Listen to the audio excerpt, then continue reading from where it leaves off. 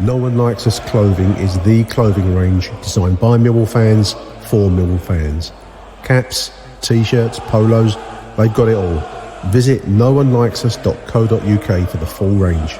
Or if you're in Bermondsey on a match day, why not have a pint in the Blue Anchor pub and pick up a Nolu polo shirt, Nolu clothing at www.noonelikesus.co.uk. You're listening to Achtung Millwall, broadcasting from the beautiful South Bermondsey. Accept no substitute.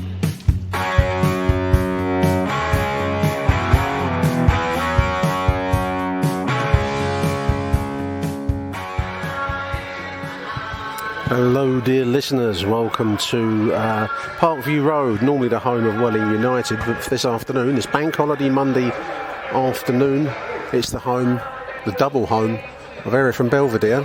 We're playing another local side this afternoon in the South East Counties Football League, the SCEFL, another team in Welling Town. My name is Nick Hart, welcome to Achtung Grassroots.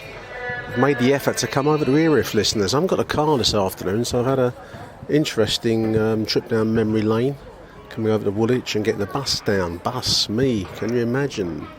It was all for nothing, thank you to TFL's over 60s card. So I travelled the highways and byways of Plumstead, Wickham Lane, North Welling, and then eventually down here to Parkview Road. The ground share arrangement for Erith and Belvedere gives them the kind of the cricket club side of the ground, so that stand is open. I'm sat in said stand, having avoided a few dollops of bird shit here and there. I've treated myself incidentally to a very nice hot dog. It's been a long while since I've had a hot dog at the football. I've had that since I was about 14 or 15 years old, but I haven't had much in the way of breakfast this morning. It's a 1 o'clock start on bank holiday afternoon, and the hot dog collapsed on me. Managed to make myself into like a splatter movie image of ketchup all over my face and fingers. Anyway, that's all dealt with now. I've washed it all off. I am spruce for your listening pleasure. So as I say, we have a South East Counties Football League fixture this afternoon between Erith and Belvedere and Welling. It is the centenary 100 years of Erith and Belvedere, founded in 1922. They've got a fun day. They've got like a bouncy castle going next door to the bar area as you come into the ground. Got their own separate turnstiles. It's a complete separation of clubs here. First time I've been here to watch Erith. Erith sitting currently in 4th position in the table, 2 wins from 2 games. Their opponent's Welling sitting 12 with 1 win, 1 draw and 1 loss at the moment. I am joined by the SCEFL King himself, Michael Avery. How are you, Michael? Well, I think it's probably because I'm the only one who regularly goes to SCEFL games looking at today's attendance. But no, very, very well, thank you. Looking forward to this one. Just saying off air, it's the first time we've seen, or we'll be seeing Wellington play. They must know we're here. Tank or Malice is playing. We're in our own bird shit corner.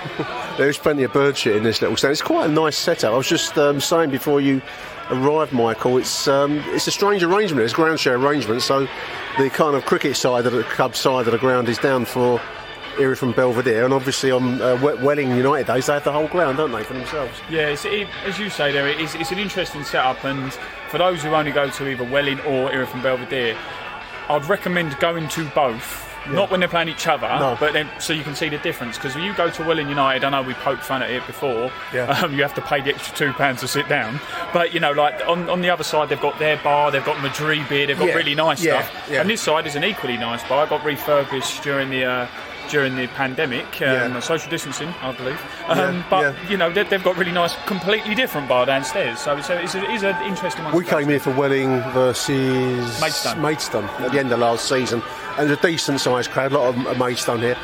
The thing that's really struck me, because this is the first time I've seen Erith and Belvedere in a long time. I'm going back to the late 90s when they played their previous ground, which was over near the Belvedere railway station. Which is now the B&Q in Asda. It burned down. Yeah, burned down.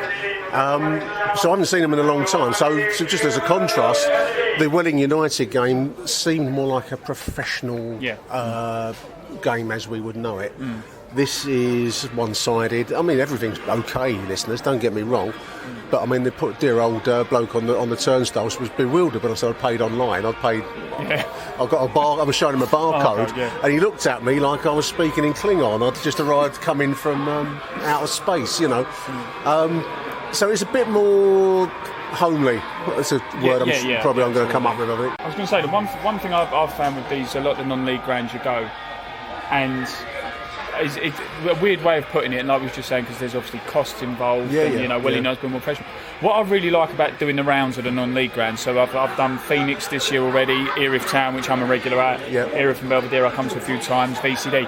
All the grounds are totally different.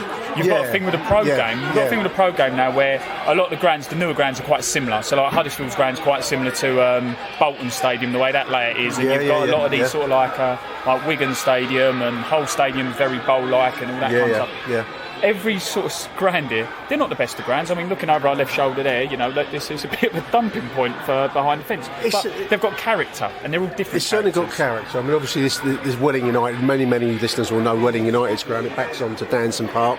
So it's a combination very leafy and very bird shitty as a consequence. Looks like they're doing some work down at that home end down there. Got some scaffolding. I don't know what's going on over there, but it is remarkable. I was at Fisher a week or so ago. And again, a nice little setup, but very basic. But it's literally a fence around a football pitch. That's it. Yeah, of course. And a small bar. Yeah. And again, completely different style stadium, 4G pitch as well. Yes. Yeah, this is grass, isn't it? And they're in exactly the same league and the same competitions. And you wouldn't think it's the wrong way of putting it, but you know what I'm trying to say. It's if they was to drop you in these places and say if you was to go into a big stadium, what stadium's this? You'd be like, this is your Premier League, Football League stadium. Yeah. You could be dropped in any non-league stadium blindfolded. You'd have no idea what division you're in, where it is, who plays where, and that's what I mean. It's something different every time you go, and that's what I enjoy. It is the raw grassroots. We call it grassroots for a good reason. This is what we've had this afternoon. I'd say maybe if there's a couple of hundred people here, I'd say, Michael, it looks like a reasonable bank holiday turnout. Yeah. Dotted around the main stand and along by the bar alongside us. Well, that's what I was saying as well off air. It's a shame with these clubs because doing these shows, we've got to know some of the teams quite well, and obviously the supporters club will get their sort of like little relationships and partnerships with them. Yeah. They are trying so hard to get these people in, and we went to the show went to Erith Town versus Phoenix first opening day of the season, and I think the attendance was like 365 or 368, and they really made a big thing, record attendance. And you think from a Millwall head, 17,000 people some weeks, 365, you'd think that's not great, but for that level, that's huge great numbers. I don't know what I don't think there's that many here, but a few hundred. I'm going to guess, listeners. We'll check that out separately. Both teams lining up the kick-off. Welling United's a remarkable story. We'll talk about that later on in the edition. Welling Town. That's going to be confusing today, isn't it? Yeah, remarkable story in themselves. And as we've said already, it is the 100th anniversary of Erith and Belvedere. So we're about to kick it off. Welling will be attacking the Parkview Road end in the first half. We'll be back at odds and sods points during the game, listeners. Really liking that Erith and Belvedere kit, Michael, by the way. It's rather swish, isn't it? All white with a blue band. It's a good drip. A good drip, an Italia type drip. Well, 30 seconds on the clock. I just switched the recorder off, listeners. We've got a goal, 1-0. It took longer to switch the recorder off than it did with the goal, didn't it? Yeah. But just to explain the goal for Nick Haas' behalf, a sort of wayward pass from Welling United got played to the 11 on the left-hand side, who did quite well to run with it. Not the paciest of runs from a winger, but he managed to hold the players off, crossed it across goal. And I think it was the 9, wasn't it? Yeah, tapped it in, didn't it? Yeah, quite nicely placed goal. Yeah, edge of the 6-yard box. So literally, we've just gone past the first minute mark now. 1-0 to Erith. Remarkable. Yeah, remarkable. Yeah.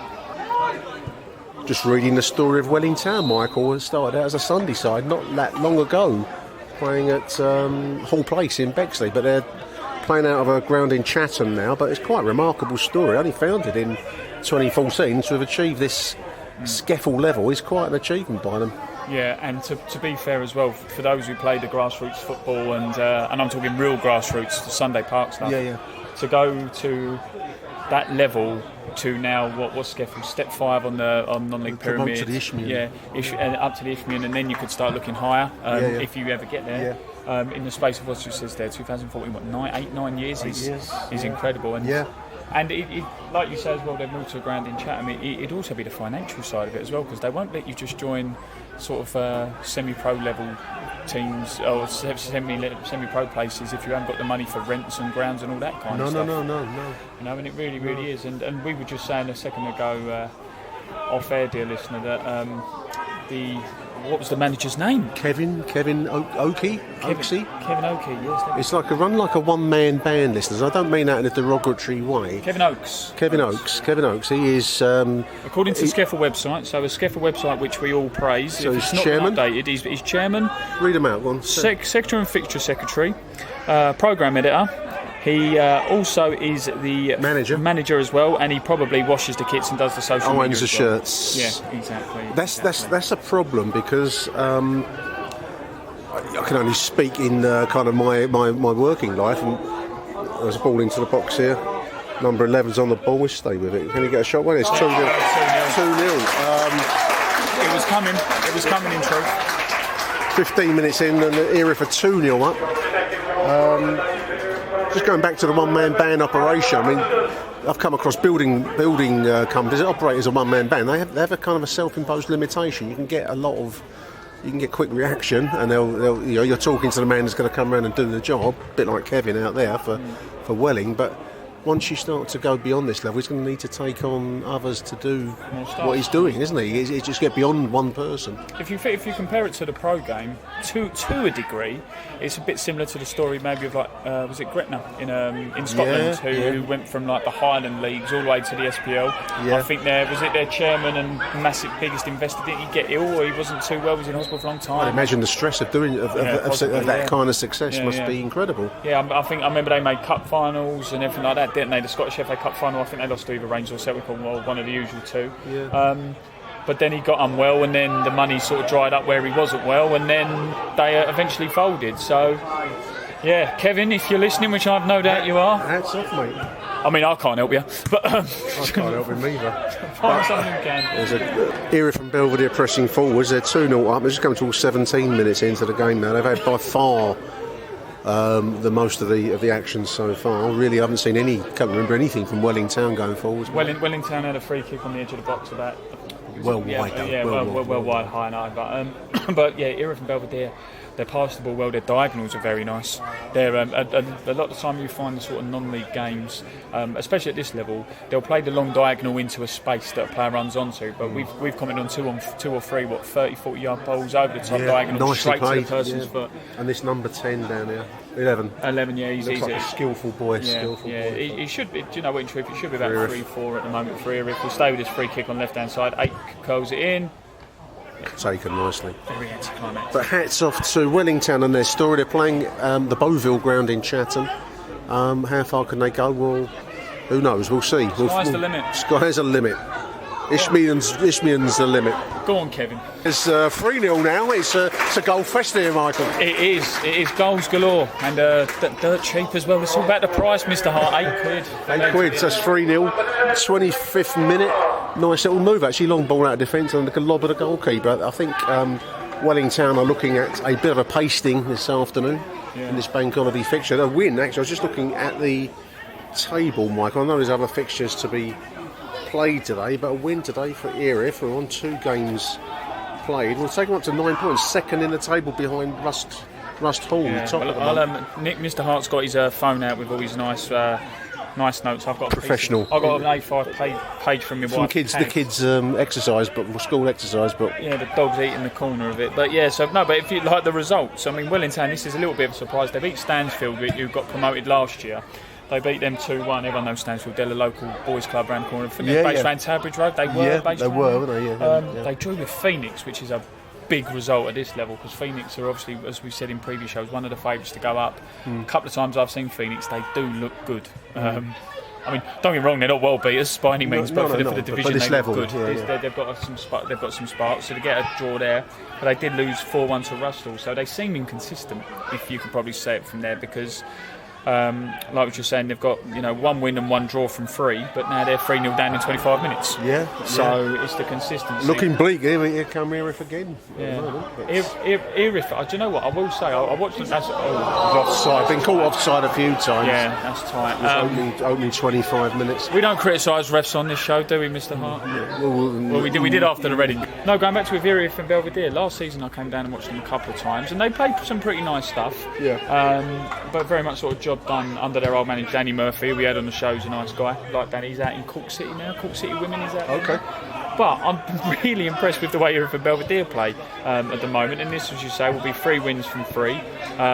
Decent goal difference. And again, I'm not saying this is now we've become Erith and Belvedere converts, Nick, but it might be interesting to watch these play against the likes of Kenningtons and the Phoenixes and these big teams to see if this isn't, in the nicest way, a bit of a one-off or a fluke. Because I think, yes, you can only beat what's in front of you, but they are head and shoulders the better side at the moment. At the moment, they're playing they have a nice ball forwards here. This is the 9.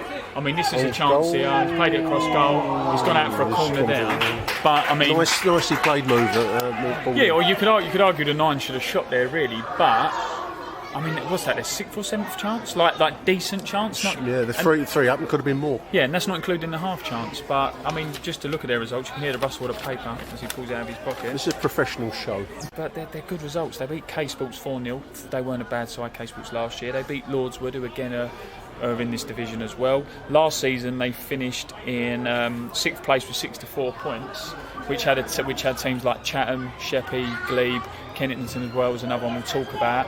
They finished above Erith Town, so you've got the local bragging rights there. And Welling Town, they've not been great so far this year, but or this game, should I say. But they finished in 14th place today with no mugs neither. It's remarkable stuff. Here come Erith and Belvedere again. It's gone for a throw-in, but 3-0, 28 minutes gone, listeners. We're back later. Oh, you put the flag up. I was just about to say 4-0, it's been disallowed, offside. Nice ball in from the right side, and the 10 again, Michael, took it quite nicely, but offside. Refereeing's been okay in this game so far. We were just commenting about refereeing off air and some of the advice you get from players on some of your decisions. I can imagine you get all sorts. But there was a moment ago where I think it was the 11 on the left-hand side. He got flagged. It was a bad tackle, don't get me wrong. But the referee sort of played on and allowed for about 4, 5, 6 passes. And like I've just said to Nick a moment ago, and again, I'm not jumping on the referees' union. Everyone should be nice to refs because I know that's not what the game's about, and I'm not telling people to. But if anything would have come from that build-up, it would have been the ref playing the advantage rather than pull the game back for the foul that they was originally looking for. And like that there as well. What you've got to remember with refereeing as well, dear listener, is that could quite easily have been given a goal. Do you see what? In the sense that there was already 3-0 up or 4-0, whatever the score is, already 3-0 up. Game's already in bed. Just let I think the game's getting away from Welling, but you're right. The decision was marginal. Yeah, but the people in the black in the middle, they're here to make these decisions, and they're not popular decisions, but they've got to be made because without if he sees him offside, he's offside. You've got to put the flag up. And it's like I've refereed a game before, and as you know, I've spoken about a few times refereeing. There was a decision I gave right to book someone, and someone said, "What are you booking me for?" I was like, "Well, it's a law. It's a bookable offence. If I let that go and don't book someone, then it's going to be chaos." Do you enjoy it? Do you know what I do? Ironically, I listened to your show the other week when Fizz said that he refed, and he said he enjoyed it. Well, I believe he said he enjoyed it. He did, And Hackney Marshes or something. He did somewhere like that. He did it for a couple of years. In the Marshes somewhere. Yeah, and I think with refereeing, you do need to.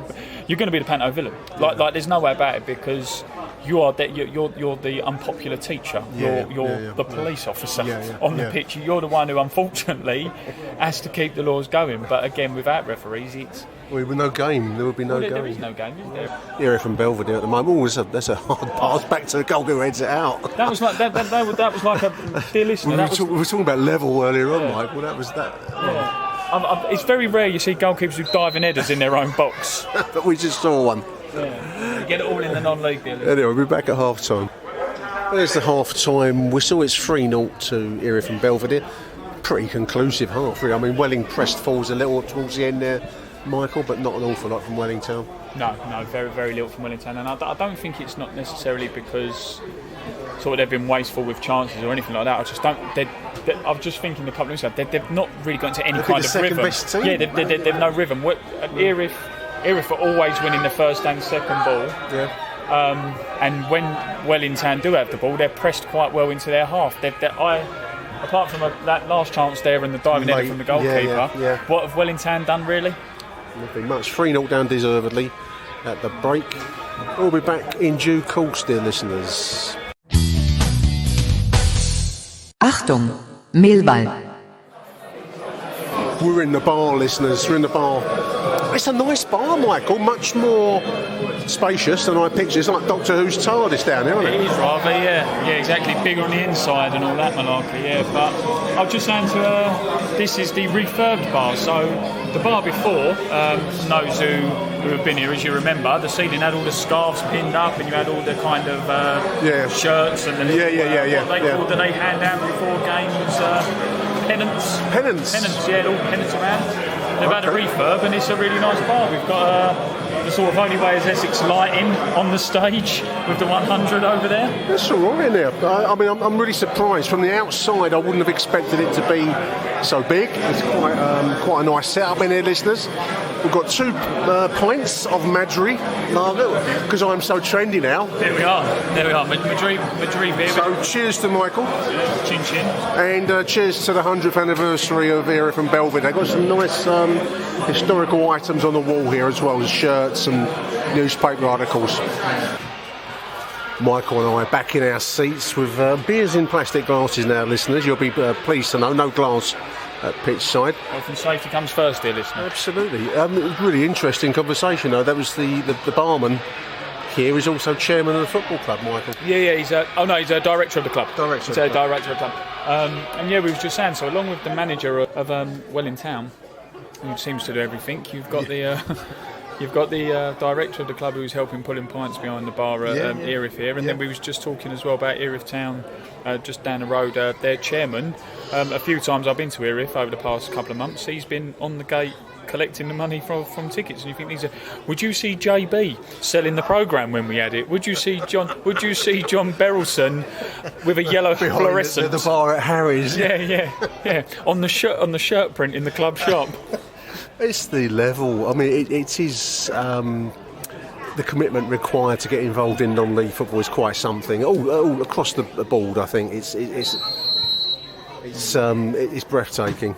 I remember Fizz saying on one of your shows that you did, I think it was one of your history shows or one of your look-back shows, that he made the good point. I believe he said he was at a club, or he he was writing for as a journalist for some other newspaper. Didn't he say something like that once they sort of like grab you, or they know you're interested, they draw you in. I can see how you could easily get drawn into it if you've got to have the time and capacity to do it, but. I can see how people do. I mean, it's quite literally a director of the club is pulling the pints behind the bar. But it's quite humbling, really, isn't it? Like when you see these teams and you sort of play your Sunday league football. Growing up, you thought, I'd love to play like sort of like semi-pro level. I'd love to play at this SCEFL Isthmian league. Yeah. But it's. Like some areas of it, as in the nicest way, are as amateur as Sunday League football, because it's homely. I'm going to use that word because I think they're trying to do their best with no resources. Yeah, absolutely. And it's a credit to them. It is, and it's. I mean, I haven't been to Fisher the other day. The beers there sold out of cans. It's all good stuff. There's a little break on there. There's a 7 early in the half. That's gone for a corner, right-sided corner.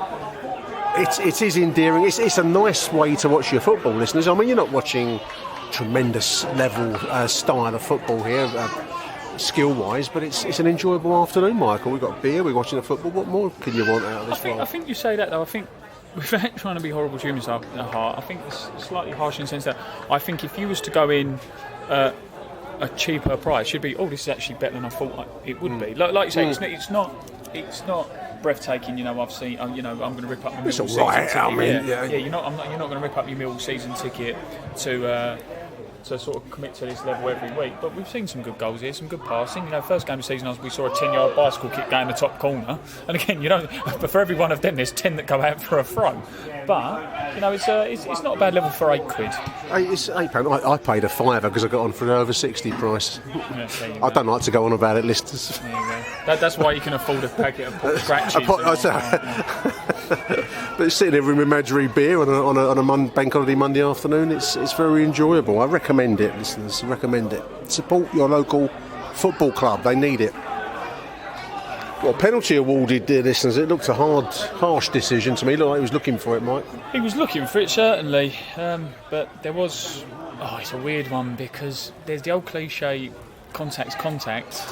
But how much contact would warrant going down in the box? Because their arms were raised, but the ultimate question, Nick, isn't it? Is if you was in that position 10 yards out, would you have had the shot, or would you have gone down knowing you might? Probably would have taken a tumble. Yeah. There you go. So as it is a penalty to Welling Town, 5 minutes into the second half, 15 minutes, a big chance for them to get back into a game that was looking at half time well out of reach, but this actually opens it up a little bit, Mike. Presuming he can get it. Yeah. Nine's going to take it. Here we go. Cameraman's ready as well. Oh, scuffed it. He's put it wide. Oh, mate. Oh, and do you know what as well? Do you know what, listener? I think the only thing I can describe it as is, and Nick will probably back me up from his last golfing escapades with Harry Warren. You know when you get a pitching wedge and you look up and you have dreams of it flying 100 yards in the air and then it just bobbles along the floor because you've completely topped the arse out of it. I know that feeling. I've been there. I've lived that. That's what that penalty was. It was an awful penalty. He scuffed it wide left. But it was a proper scuff, wasn't it? Yeah. Big chance goes begging. 51 minutes, listeners, for Welling Town. It remains 3-0 to Erith. We just speculate if there's a Welling Town version of the House of Fun. What the meltdown will be going on after that penalty? Kevin's probably the webmaster, the administrator. Fold the club. Member 0001 and 2 just to make sure the logins work. I don't know. I presume our listenership are all Millwall fans and will know exactly what the House of Fun is. But if you're not listening from a non-league world, it's a niche Millwall website. I'm going to say no more than that. Well, 67 minutes, Michael. Not been huge amounts of action. Wellington have had a bit more possession in the second half. I think the manager would have asked for a reaction. The missed penalty was a decisive moment. They've had more possession. Nothing really to report at the 3/4 mark of the game.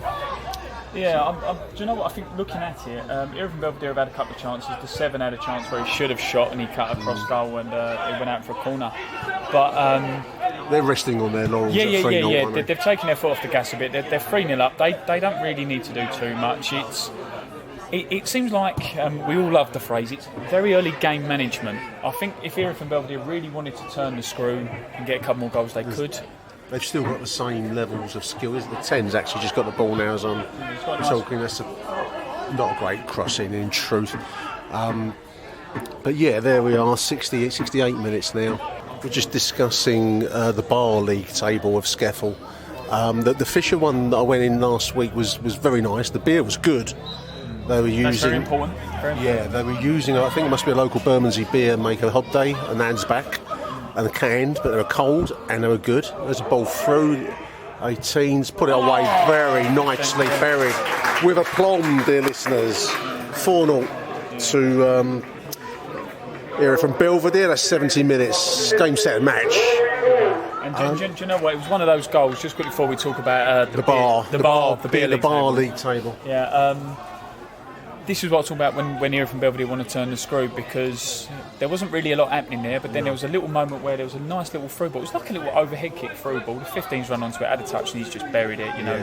It bobbled through to him, but he put it away like a pro. Oh, he's buried it, hasn't he? Yeah, it was a good finish, and back to the bar. The Erith, important things. The Fisher is a basic room with a table set up and cans being sold there. Nice cans, but the bar here at Erith and Belvedere on the EMB side of the ground, very nice, Michael. I was impressed. Yeah, no, very nice. Very nice.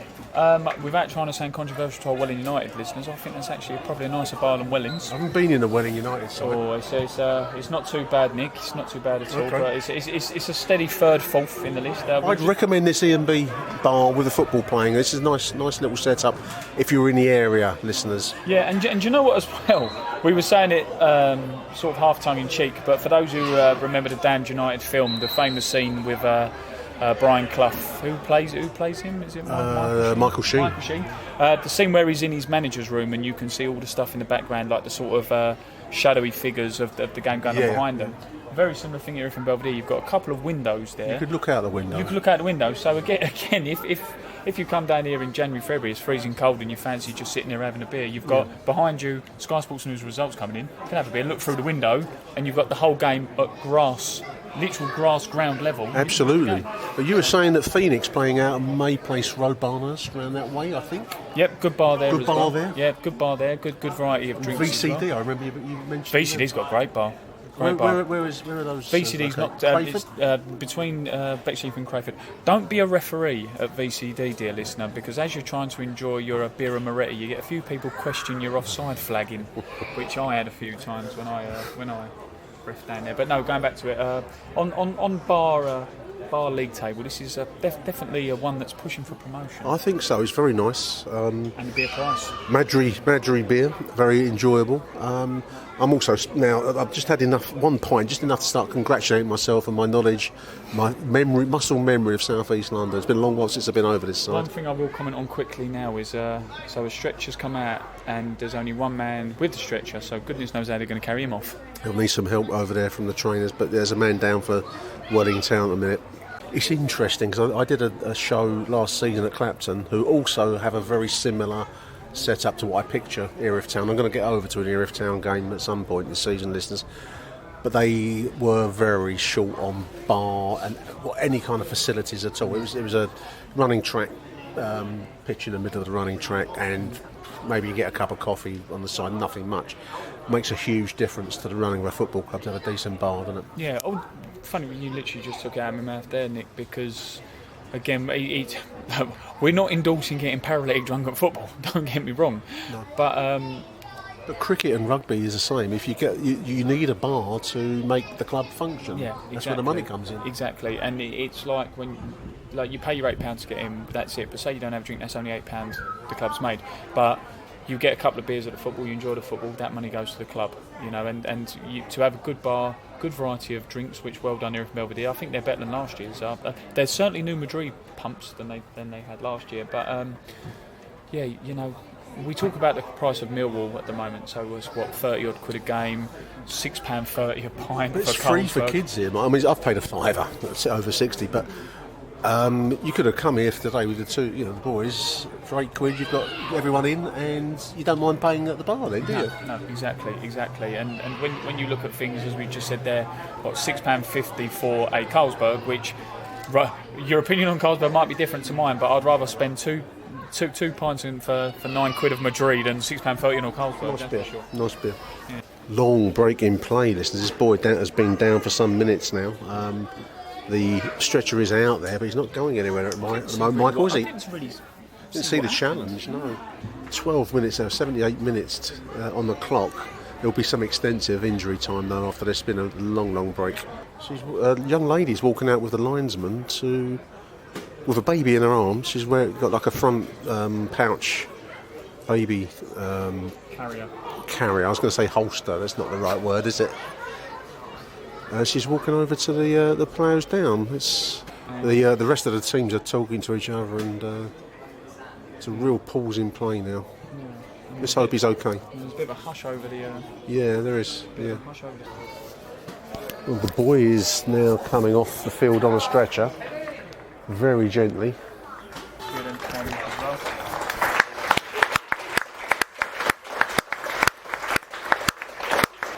Leaves the field to a round of applause there, rightly so.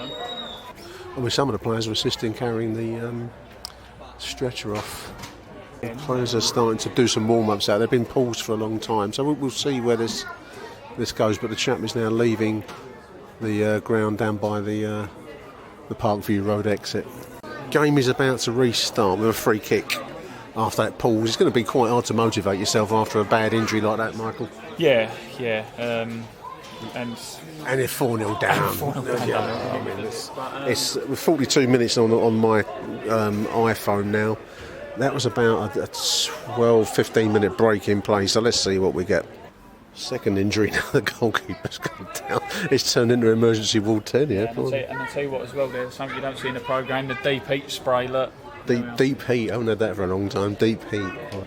Normally you jump up quicker because the deep heat's coming. It's an incentive to get up, isn't it? Yeah. Like a burning kind of sensation on you. Welling Town's best chance of the game just gone begging. Listeners, a little move down the left, ball in from the left side, headed over by the 17, I think it was, over the bar. On 54 minutes now, we're 9 minutes into added time. It's Tuesday, by the way. Tuesday. Such is our commitment to Achtung Grassroots. We're going to see this one through to the bitter end, listeners. Yeah. Final whistle's just gone. It finishes Erith and Belvedere 4, Welling Town 0. The Welling will be happier with their second half performance. I think Erith very much took their foot off the gas pedal there, Mike, didn't they, for that second period? Yeah, and it's like we said as well, Nick, it'd be interesting to see where Erith and Belvedere go from here, because last season when we spoke to Danny Murphy when they beat Erith Town at the Erith Stadium, Danny was very much like, not looking too far ahead, feet on the floor, and all this kind of thing. Yes, there's a long way to go in these SCEFL divisions, and in the nicest way, it's a little bit of a merry-go-round when it comes to the signing and recruiting of players. It's not like it is in the programme. I think if you look at Dave Martin last year, just an example, I think he was about 3 or 4 clubs in one season. Yeah. So as Danny said as well, and Adam said like there, you don't know, because we're not experts when it comes to Welling Town or Belvedere by any means. No. But who's to say Welling Town didn't have 3-4 players who had to work today? Or that kind of thing. Yeah. So, it's a different way of playing football, isn't it? Yeah, so it'll be interesting. You've got Erith Town now Erith and Belvedere who played 3-1-3, so they're going to be second in the table, good goal difference. Yeah.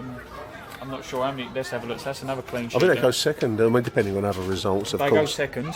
3 clean sheets in a row. Yeah, they started well. Where did they go from there? Overall, an enjoyable afternoon. That's the way I'm judging it, listeners. I mean, as Michael said, long, hard season ahead. But just as an experience, it's a nice place to come to. What would you say? We briefly touched on it. How would you, even though it's more professional, as a fan, or not a fan, because we're obviously not downright fans of these clubs, how would you feel comparing two clubs, Welling United and Erith Belvedere, from a consumer point of view? I'll use the word again. It has a homely feel. It is not a professional setup. It has elements of we're nodding towards the professional game. It's a very enjoyable way of passing you a couple of hours. You can get a beer, you can watch the game. The game was entertaining. As far as the two sides are concerned, I would say that Erith clearly were the better side this afternoon. But as an experience, do you know what? I think at this level, I don't think it's really about league position. In the end, it's not about success. Or even quality, really. It's not. It's about that sense of community. Yeah. A lot of people who know each other, people who are having a drink. I'm going to keep bashing on about alcohol. I'm going to sound like an alcoholic, aren't I? But it's that sense of enjoying your afternoon.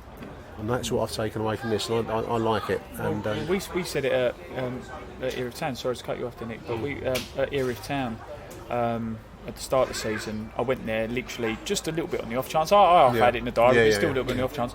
A good dozen people come up to me and said hello. Yeah. Ironically, we were just in the bar. Yeah. A couple of people come over and said hello. One of them, ironically, even said, "Oh, how's the podcast going?" Yeah. So people down here, we talk about Millwall fans listening and coming up to us at the den. We're at Erith and Belvedere, and someone come up to us, and it gets followed. It's nice. Yeah. So you've just mentioned the bar. Shall we go? Arrivederci Millwall. Achtung, Millwall.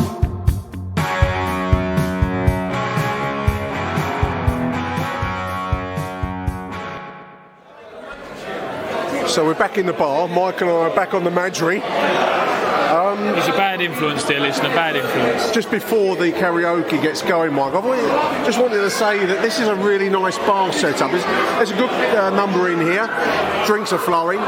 This is a big earner for a club like this, isn't it? Yeah. Also, as well, we were just saying it a second ago. You've got to remember with some of these non-league clubs, they don't have the setups that. Well, yes, we joke and sort of have a laugh at the club shop at Millwall, but they don't have the facilities that Millwall have. So we literally just walked over and had a look. There's like a 6-foot pasting table with club merchandise on, which people buy. Someone's actually gone to the effort of really writing a book of the whole entire 100 years. It's a biography of the club. Of the club. So to speak. And I mean, that alone. I mean, that was the chap that we were talking to. I mean, hats off to him for writing. I kind of ran out of conversation with it quite quickly, but hats off to anyone that writes that. It's available in the bar. I think that was the director's wife that we were just served us. It's at that one-man band level, isn't it? I mean, we were joking about Kevin Oakey and the Welling Town, but that's the level that you're. It's a very few number of very small number of committed people that will do this. And I mean, as well, to be honest, you say that as well. You're looking past the fact that there's at least 5 or 6 players in the bar. The referees are in the bar. Referees who have just walked in the bar.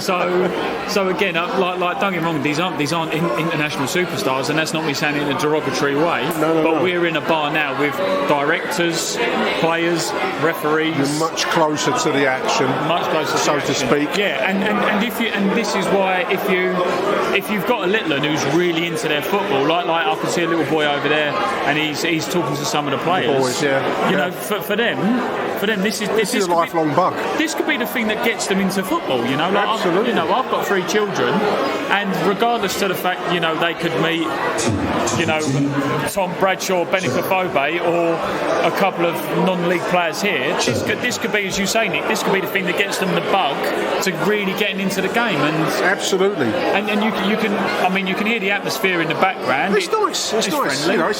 It's a proper bar. I keep saying it, listeners, but I recommend get along to your local club. This is Erith from Belvedere. It's based at Welling United Football Club. If you're in the area, I can't think of a better way to spend your Saturday afternoon, Michael. No, absolutely not. And it's always good as well when you see the referees walking with 2 pints of Madrid. Drinking on the job.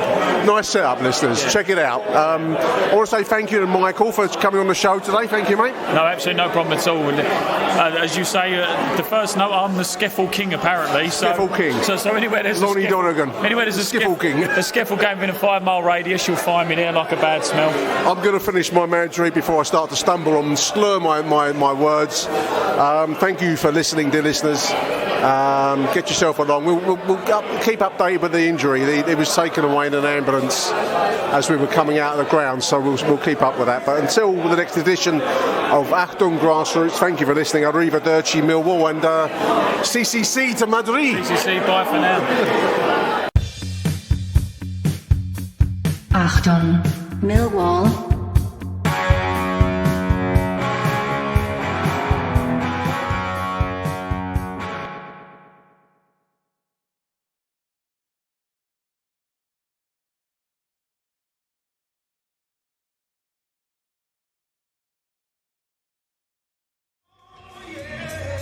I've got to start recording again, listeners. Listen to this. Yeah. I'll tell you, you don't get this in HMP, Harris, do you? Oh, yeah. The bit that gets He's actually not a bad singer. He's a good singer. He's an unlikely looking singer, but he's not bad, is he? I like the way the entire bar, including us, has that look of bewilderment as what's going on. He's middle-aged Indian guy. He's carrying a little bit round the middle. But he ain't a bad singer, is he? This is the most surreal semi-pro game I've ever been to. You don't get this at Fisher. I'm going to call this like an add-on at the end of the show. Thank you for listening.